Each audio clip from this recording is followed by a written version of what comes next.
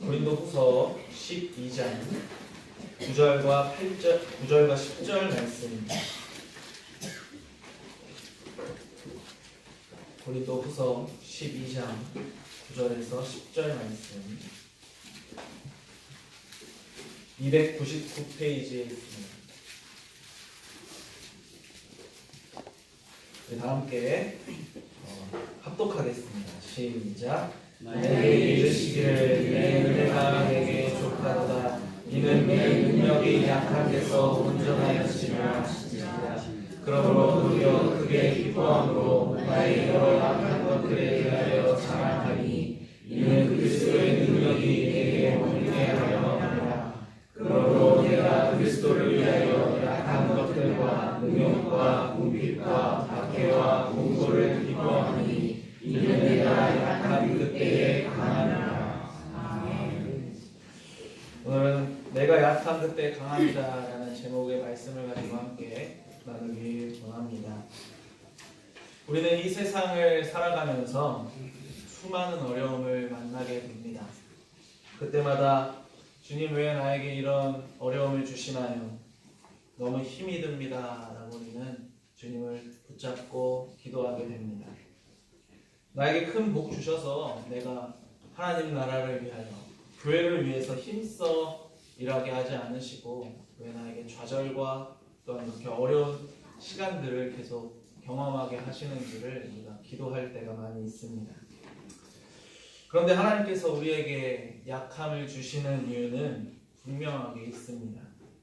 하나님께서 우리를 낮고 낮은 자리에 이르기까지 하시는 이유 또한 하나님의 뜻하신 가운데 있으십니다.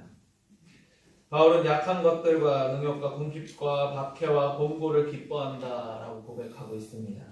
그리고 내가 약한 그때에 강함이다라고 믿음의 고백을 행하고 있습니다. 바울과 같이 매우 어려운 상황 가운데서 약한 그때가 강함이다라고 고백하는 것은 분명 매우 어려운 일입니다. 그리고 매우 모순적인 대답이라고 할 수도 있습니다.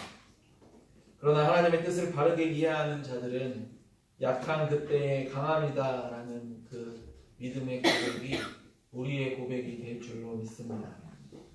바울이 어려움에 처해 있을 때 약한 중에 있을지라도 강함이다라고 고백하고 있는 이유는 그것이 하나님의 일하심과 연관되어 있기 때문이었습니다. 우리가 하나님의 일하심을 이해하게 된다면 바울의 고백이 지금 우리에게도 그런 고백이 될 것입니다. 이제 바울이 어찌해서 내가 약한 그때 강함이다라고 고백을 하고 있는지를 살펴보겠습니다. 바울의 고백을 이해하기 위해서는 먼저 우리가 그 당시에 바울이 왜 이러한 이야기를 하고 있는지를 살펴봐야 합니다. 이를 위해서 먼저 고린도 교회 당시의 상황을 먼저 살펴보겠습니다.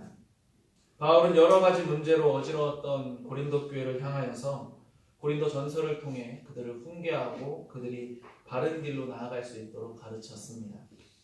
그리고 직접 교회를 방문하여서 그간 있었던 어려움을 위로하고 그들에게 권면의 말씀도 전했습니다. 이후 교회는 안정을 취하였습니다. 고린도후서 전반부에는 이러한 고린도 교회가 자신의 말씀을 듣고 변화됨에 감사하는 바울의 말씀이 담겨 있습니다. 그러나 이때에 교회 안에 또 다른 문제가 발생합니다. 바울이 떠난 이후 거짓 사도들이 교회를 장악하는 일이 발생하였습니다.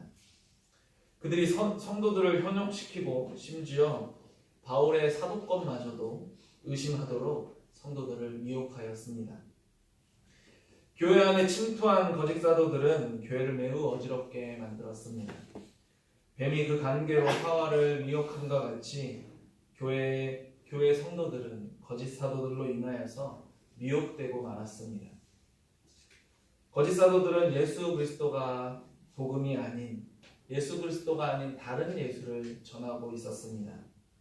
그들은 다른 영을 성도들로 하여금 받으라 말하였고 그들은 다른 복음을 전하였습니다. 자신들을 가리켜서 스스로 큰 사도라 말하기도 하였습니다. 교회를 섬긴다는 명분 하에 그 명분을 앞세워서 교회의 재정을 그들이 약탈하기도 하였습니다. 그들은 그리스도의 복음을 가르치지 않았고 다른 복음을 전파하여 유대교가 따르는 관행과 같이 우리들이 믿음의 행함이 아니라 그 행동으로서의 행함, 꼭 유대인들과 행하는 것처럼 유대교를 따르도록 또 만들었습니다. 그리고 바울의 사도권에 반하여서 거짓된 이야기를 전하였는데 바울과 자신들을 비교하면서 바울이 과연 사도가 맞느냐 의심하도록 만들었습니다. 그리고 바울을 거짓 사도로 만들고 그들 스스로를 참 사도로 만들었습니다. 바울의 연약했던 모습을 지적했습니다.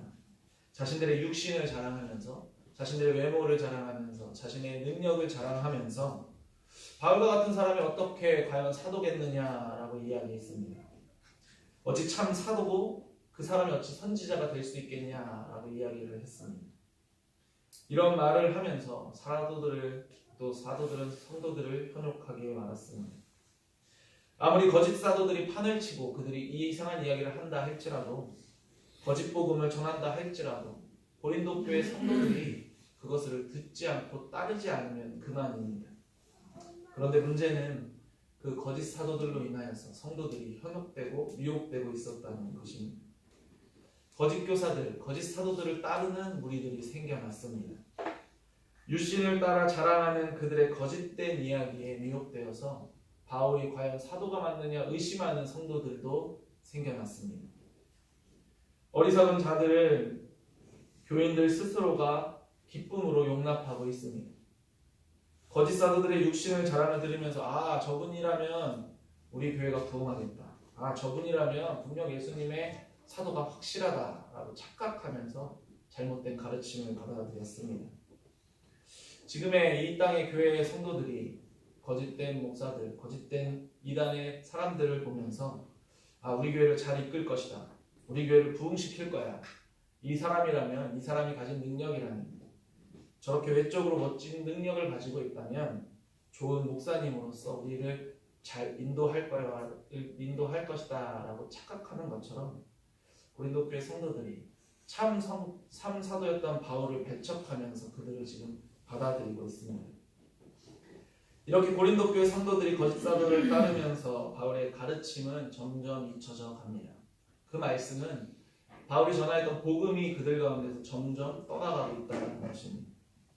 바울이 전해주었던 참 복음은 이제 고린도 교회 안에서 사라져가고 있습니다.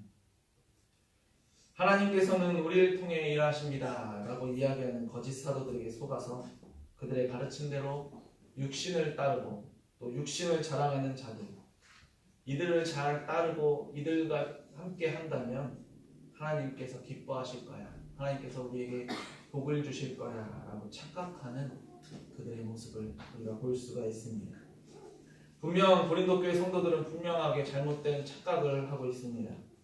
그들이 어떻게 하나님께서 자신들을 통해서 일하시는지, 하나님께서 어떻게 교회를 들어 사용하시는지에 관하여서 정확하게 인지하지 못했고 잘못 알고 있었습니다. 하나님께서 일하시는 방법은 거짓 사도들이 이야기하는 것처럼 외적인 모습으로 행하시는 것이 아닙니다. 그들의 자신의 외모와 또한 그들의 업적을 자랑을 통해서 일하시는 것이 아닙니다. 하나님은 외적인 자들, 육적인 자들을 들어 사용하지 않으십니다. 그들이 이야기하는, 그들이 주장해하던 영적인 체험, 또 하나님께서 일하시는 방법이 결코 아닙니다. 그들의 자랑이, 그들의 잘남이 하나님의 방법이 아닙니다. 하나님의 일하심은 바울이 고린도 성도들에게 서신을 통하여서 그들에게 깨닫게 해주고 싶었던 것은 바로 하나님의 일하심의 방법은 거짓 사도들이 아니라 인간의 능력이나 육신의 강함을 사용하는 것이 아니라 오직 하나님은 약한 자들을 들어 사용하신다는 것을 그들에게 전하고자 하였습니다. 바로 사람의 약함으로 하나님은 일하신다는 것을 우리는 기억해야 합니다. 바울은 하나님께서 일하시는 방법은 거짓 사도들이 자랑하는 것처럼 육신의 자랑, 육신의 능력을 통해 일하지 않으시고 약한 자를 들어 일하심을 말씀하고 있습니다. 이를 위해서 고린도 전 후서에 10장부터 13장까지의 말씀을 할애하면서 하나님의 일하시는 자는 강한 자가 아니라 자신의 육신을 드러내는 자가 아니라 약한 자임을 분명하게 밝히고 있습니다. 하나님의 일하시는 방법은 우리가 생각하는 것처럼 우리의 노력, 우리의 능력, 우리의 힘으로 가능한 것이 아닙니다. 성경의 수많은 인물들과 성경의 수많은 사람들이 또한 그러한 기록들이 하나님께서는 약한 자를 통해서 그의 일하심을 드러내신다는 것을 우리에게 보여주지 않으십니까? 하나님께서는 약한 자를 들어 사용하신다는 것을 우리에게도 말씀하십니다. 거짓 사도들이 자신을 비난하고 어떻게 저런 사람이 사도가 될 수 있겠어? 라는 그러한 질문에 바울은 나의 모습을 지금 내가 약해 보이고 내가 연약할지라도 하나님은 나를 통해 일하심을 더욱더 말씀하고 있습니다. 과연 바울이 세상의 기준으로 그들에게 손가락질 당할 사람이었습니까? 바울은 바리새인 중에 바리새인이었고 가말리엘 밑에서 유대 율법주의를 정통으로 배웠던 사람이었습니다. 그가 예수님을 만나고 거짓 사도들과 같이 영적인 체험을 못했기에 그가 사도로서 도전을 받았겠습니까? 아닙니다. 고린도후서 12장에는 바울이 셋째 하늘, 3층천에 다녀왔던 이야기를 고백합니다. 바울의 3층천 경험은 바울이 참 선지자라는 것을 우리에게 보여주십니다. 하나님을 배웠고 하나님의 말씀을 직접적으로 전달해서 받은 귀한 하나님의 선지자라는 것을 그는 전합니다. 바울이 3층천에 다녀왔다는 것, 그가 분명하게 그들이 잘한 것 같이 그들이 내세우는 모든 것을 바울이 지니고 있었지만 그는 하나님께서 약함 가운데 일하심을 성도들에게 알려주기 위해서 자신의 약함을 더욱더 드러내고 있는 것을 우리는 볼 수가 있습니다. 바울은 결코 그것을 자랑하지 않았고 거짓 사도들과 같이 신비로운 체험을 내세우지 않았고 오직 자신의 약함만을 지금 자랑하고 있습니다. 왜냐하면 이를 통해서 하나님께서 약함 가운데서 쓰신다는 것을 더욱더 강조하기 위함이었습니다. 성경은 우리에게 약한 자를 들어 쓰시는 하나님에 관하여서 많은 부분에 있어서 보여줍니다. 대표적으로 모세가 애굽의 왕자로 있을 때에 하나님은 그를 사용하지 않으셨습니다. 가장 강한 자로 이 땅에서 모세보다 높은 자는 바로밖에 없을 정도의 그 높은 신분을 들어서 자기 백성들을 구원하지 않으셨습니다. 애굽의 왕자의 자리에 앉게 하시고 그때 백성을 구원하신 것이 아닙니다. 이스라엘 백성들이 고된 노동과 절망 속에서 고통받고 있을 때 애굽의 왕자가 애굽의 군사를 죽여서 그를 많은 이들이 따르게 한 것도 아니었습니다. 모세는 그로 인해서 40년이라는 세월을 광야에서 가장 약해질 대로 약해졌을 때에 그때 하나님께서 그를 불러주셨습니다. 이스라엘을 애굽에서 인도할 자로 80세가 된 모세를 불러주십니다. 하나님께서 모세를 불러주실 때 그가 뭐라고 말합니까? 내가 무엇이라고 그들에게 가겠습니까? 라는 바울의 고백, 바로 나처럼 이렇게 약하고 아무것도 할 수 없는 자가 어떻게 이스라엘을 구원하겠습니까? 라는 고백을 하나님께서는 기다리신 것이 아니겠습니까? 하나님은 이러한 고백을 통하여서 모세를 들어 사용하십니다. 모세가 가장 약할 때에 그를 가장 강한 자로 만들어서 그에게 하나님의 인도하심의 상징 지팡이를 주시고 그로 하여금 홍해를 건너 그 백성을 인도하게 하셨습니다. 우리 요셉은 어땠습니까? 형들에 팔려 보디발의 집에서 누명을 쓰고 감옥에 있을 때에 광원장들의 꿈을 해석하여서 요셉이 부탁한 것이 무엇이었습니까? 자신의 힘으로 내가 너희를 도와줬으니까 너희가 나 좀 도와달라라는 간청을 하였습니다. 내 능력을 내가 이곳에서 지금 억울하게 있다는 것을 왕에게 알려서 나 좀 이곳에서 꺼내달라라고 요청하였습니다. 하지만 그때 하나님은 그것을 허락치 않으십니다. 아마도 몇 년이라는 시간을 더욱더 보내면서 요셉이 그곳에서 더 이상 내가 나갈 희망도 아무것도 할 수 없을 것이다 라는 생각에 빠져 있을 때, 좌절해 있을 때 가장 약한 그때에 하나님께서 애굽의 총리로 가장 강함으로써 사용하지 않으셨습니까? 또 요나도 있습니다. 하나님의 말씀에 순종하지 않는 하나님의 일하시는 방법에 있어서 그가 거부하는 그를 향해서 하나님께서는 어떻게 하셨습니까? 바다에 던져 가장 낮고 낮은 곳까지 내려가게 하셨습니다. 그를 3일 동안 죽이셨습니다. 그 후에 그가 회개하고 돌아왔을 때 하나님께서 니느웨의 복음을 위해서, 니느웨 백성들을 구원하시기 위해서 요나를 들어 사용하셨습니다. 우리가 지난주까지 살펴봤던 야곱이 고백했던 것이 무엇이었습니까? 험악한 세월을 보냈다라는 야곱의 고백을 우리가 듣지 않았습니까? 그의 고백을 통해서 그의 삶은 매우 어렵고 힘들었을 것입니다. 그 험악한 세월 가운데서 그가 깨달은 것은 그 세월 가운데서, 그 어려움 가운데서 일하시는 하나님을 찬양하였던 그의 모습을 우리가 함께 살펴보고 은혜를 누리지 않았습니다. 이들이 약함 중에 있을 때 하나님께서는 그들을 만나 주셨습니다. 약할 때 그들을 만나 은혜를 주시고 하나님을 의지하게 하시고 나 자신이 아니라 하나님만이 일하신다는 것을 고백하게 하셨습니다. 약한 때 주신 은혜를 들어서 그들을 통해 하나님은 일하심을 보여주셨습니다. 그리고 그들이 온전히 순종함으로 하나님 앞에 나아갈 수 있도록 하나님께서 역사하셨습니다. 하나님께서 예수님을 통해서 일하셨던 방법도 이와 마찬가지입니다. 예수님께서 우리를 구원하시는 방법, 가장 낮고 낮은 이 땅에 오신 것, 그것이 바로 십자가 사랑 아니었습니까?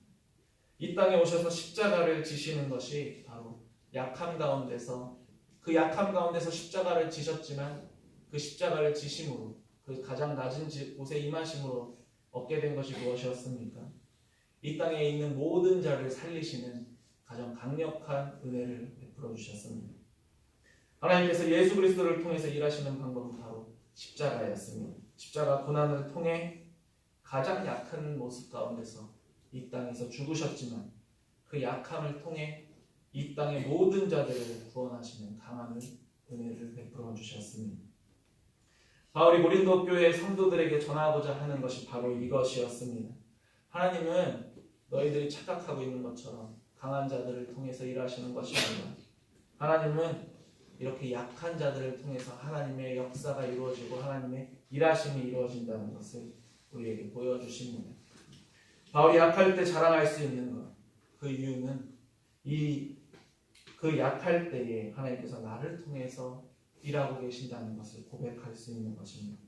내 은혜가 내게 족하다. 이는 내 능력이 약한 데서 온전하여졌다는 말씀과 같이 우리가 약함 가운데 있을 때에 우리에게 주신 은혜가 분명 충만하게 될 것입니다. 이 받은 은혜를 통해서 우리를 또 귀하게 사용하실 것입니다. 그렇다면 마지막으로 하나님은 우리 교회를 어떻게 일하게 하시겠습니까? 육신의 능력이 뛰어난 자들을 통해서 우리의 교회를 들어 사용하시겠습니까? 사회적 지위가 높은 자들을 우리 교회로 보내주셔서 우리 교회를 사용하시겠습니까? 아니면 우리 각 개인의 욕심으로, 열심으로 우리 교회를 들어 사용하시겠습니까? 오늘 말씀에 살펴본 바로는 결코 그렇지 않다는 것입니다. 하나님께서 우리 교회를 쓰시기 위해서는 우리의 약함을 통해서 하나님께서 일하실 것입니다. 인간은 죄로 말미암아 자신들의 하나님의 능력을 절실하게 필요로 하게 될 그때에 하나님의 도우심이 얼마나 소중한지를 또한 귀한 것인지를 깨달을 수밖에 없습니다. 그러나 인간이 자만하고 인간이 교만할 때는 하나님이 필요하심이 찾지 않습니다. 하나님이 필요가 없습니다. 내 스스로 다 할 수가 있기 때문입니다. 내가 하면 됩니다. 내가 열심으로 전도하면 내가 나가서 전도지 돌리고 내가 전하기만 하면 된다라고 생각하는 분명한 이 땅에 그런 사람들이 있을 것입니다. 하나님이 나와 함께 나와 도와주셔야만이 내가 할 수 있다라고 생각하지 못합니다. 그러나 하나님은 자신의 일하심을 드러내시기 위해서 우리를 약하게 만들어 주실 것입니다. 우리에게 약함을 끊임없이 일깨워서 하나님의 은혜가 아니고서는 내가 너희와 함께하지 않고서는 아무것도 할 수 없다는 것을 고백하게 하시며 그러한 고백이 있을 때에 우리 가운데서 하나님의 일하심이 드러날 것입니다. 왜 우리가 어려운 일을 만나고 형통의 삶을 살지 못하며 세상 가운데서 왜 이렇게 많은 재정적인 어려움과 고난을 만나게 될까라고 고민하고 있다면 왜 우리를 약함을 경험하게 하실까라고 하나님께 부르짖고 계시다면 그때 하나님을 의지하고 하나님의 뜻을 찾게 될 것입니다. 우리 교회가 지난 2년 전에 어려울 때에 가장 하나님께 부르짖으며 하나님께 은혜를 간구하지 않았습니까? 어려운 그때에 우리에게 힘이 되어주셨고 우리에게 충만한 은혜를 내려주지 않으셨습니까? 우리 모두가 이런 약할 때 강함이 됨을 각 개인이 경험하고 계시지 않습니까?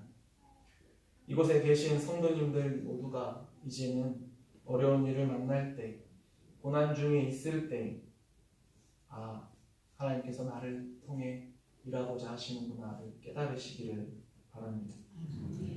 우리의 능력이 아니라 오직 하나님 나를 의지하라 말씀하시는군요 라고 고백하시기를 바랍니다. 오직 하나님을 인정하고 의지하며 나아가는 우리를 약함 가운데서 강한 자로 세워주시고 우리 가운데서 하나님의 일하심이 드러나게 될 것입니다. 지난주에 우리 오정민 성도님을 우리가 일하시는 중에 큰 사고를 당하게 되었습니다. 교회에 등록하신 지 얼마 되지 않았기에 이런 큰 사고를 당하셔서 낙심하고 또 교회에 관한 믿음이 흔들릴 것을 저는 걱정했습니다. 신방하는 그 순간까지도 병원 앞을 찾아가는 그 순간까지도 큰 혼란 가운데 있기에 내가 교회 다녀서 이런 어려움을 만난 것이 아닌가라고 생각하실까봐 저는 저 스스로는 좀 걱정하고 고민하면서 그 순간을 방문하였습니다. 그러나 우리 오성도님을 만났을 때 그 표정과 그 감사를 잊을 수가 없습니다. 그 수술로 인해서 고통 중에 있었지만 만난 성도님의 모습은 감사가 있었고 또 분명 긍정적인 하나님 앞에 그 뜻하심을 묻는 질문이 있으셨습니다. 충분히 좌절하고 넘어질 수 있는 상황 가운데서도 하나님의 뜻을 찾고자 하시는 모습을 봤습니다. 이것이 하나님께서 우리 성도님을 통해서 일하시는 방법이 아닌가 생각해 봤습니다. 분명 우리 오정민 성도님을 통해서 하나님께서 약할 때 강한 자로 세워주시고 또 약한 자를 들어서 일하게 되시지 않을까 하는 감사하는 시간이 되기도 하였습니다. 또 이 일을 통해서 우리로 하여금 한 성도를 위해서 기도하게 하셨고 또 우리가 함께 한 목소리로 함께 기도하면서 우리가 그 어려움을 이겨낼 수 있게 해달라고 함께 부르짖지 않았습니까?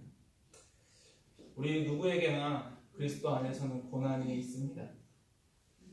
그러나 세상의 사람들이 당하는 고난과는 분명 다른 고난일 것입니다.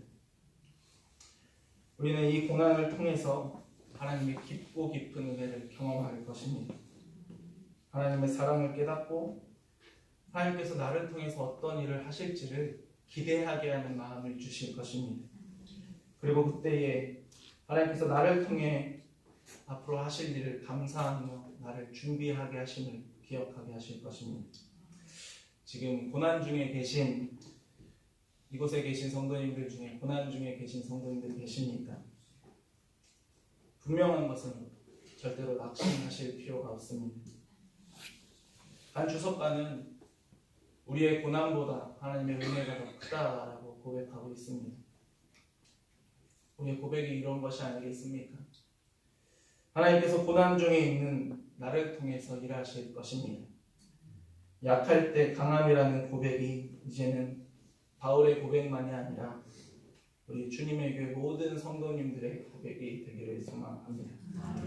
우리의 고백이 약할 때 강함이 되시며 약할 때 가장 기뻐할 수 있다라고 고백함으로 나아가는 우리 주님에게 성도님들 되시기를 주님의 이름으로 축원합니다.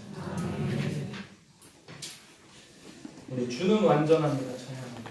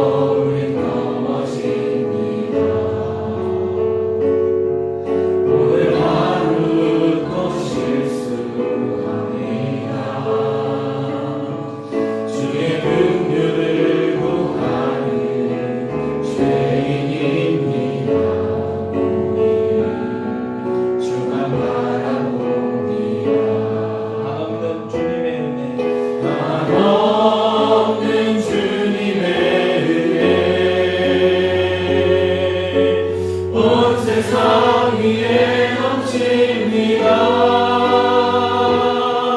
가릴 수 없는 주 영광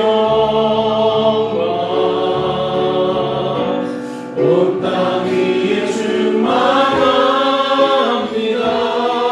주님만 이 길이오니 우리 그 길 따라갑니다. 그날에 우리 이루신 주는 완전한 고백하겠습니다. 주여 우린 연약합니다.